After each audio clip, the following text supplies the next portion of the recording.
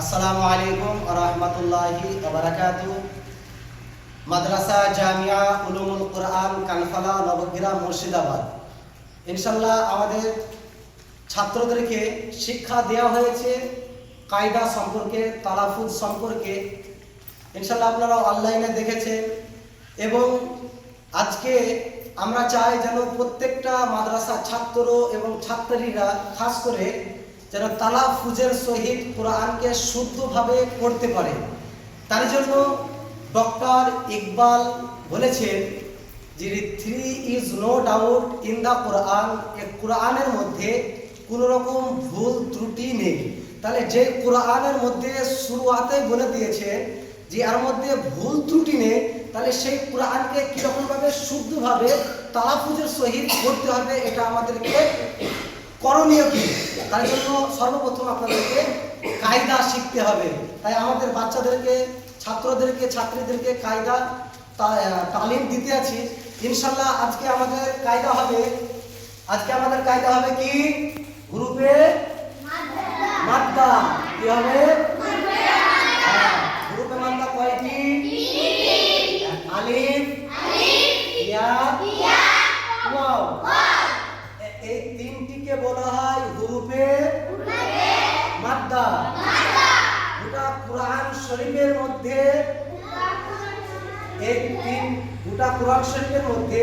এই কায়দাটা, হুরুফে মাদ্দাটা বেশিরভাগই ব্যবহৃত হয়েছে। কোরআন শরীফে বেশিরভাগ ব্যবহৃত হয়েছে এই হুরুফে মাদ্দা কায়দাটি। তাই যখন আমরা কোরআন শরীফ পড়ব, আমরা এখন যারা কায়দা পড়ছো ছাত্ররা এবং যারা কোরআন শরীফ পড়তে আছো, আমাদেরকে লক্ষ্য রাখতে হবে হুরুফে মাদ্দা কাকে বলে। তাই হুরুফে মাদ্দা কয়টি বললাম? হ্যাঁ, এই যে দেখতে পাচ্ছ আলিফ। এই আলিফটা কখন আলিফ হয়? যখন ই সিঙ্গেল, অর্থাৎ এর উপরে যাবার জের পেশ থাকে না, তখন এই আলিফ থাকে। এবং যখন এই আলিফের উপরে যখন জাবার জের পেশ যুক্ত হয়ে যায়, ও কি হয়? হামজায়ে পরিণত হয়ে যায়। কিসে হয়? হামজা হয়ে যায়।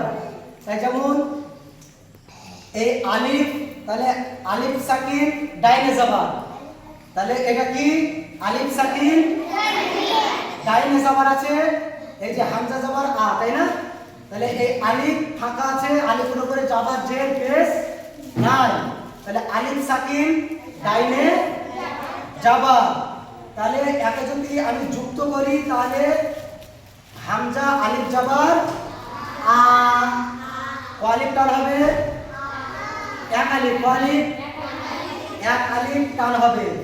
বা আলিফ জাবার বা, এক আলিফ টান কতটুকু বলা হয়েছে?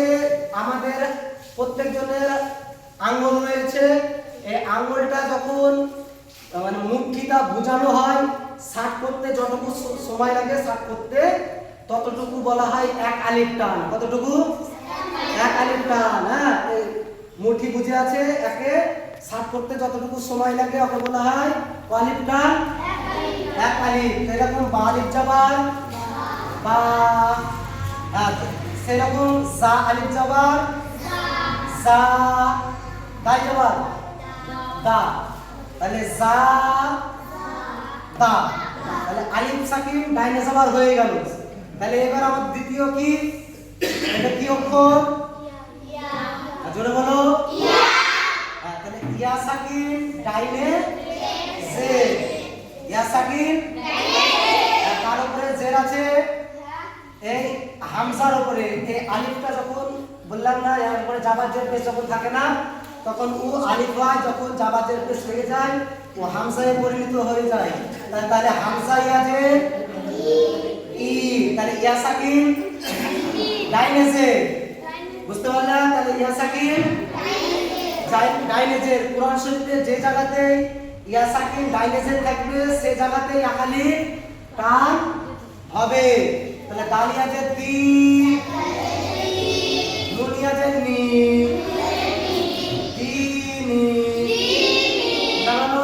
টান হলো। তারপরে কি অক্ষর? ওয়াও।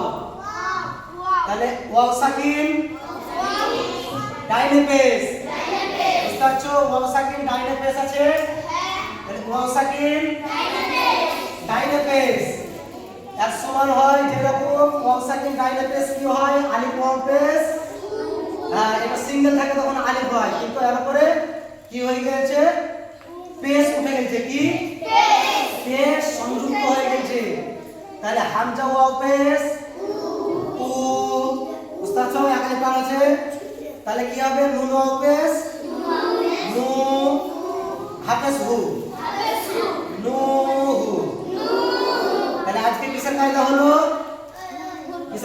আজকে হ্যাঁ হুরুফে মাদ্দা হ্যাঁ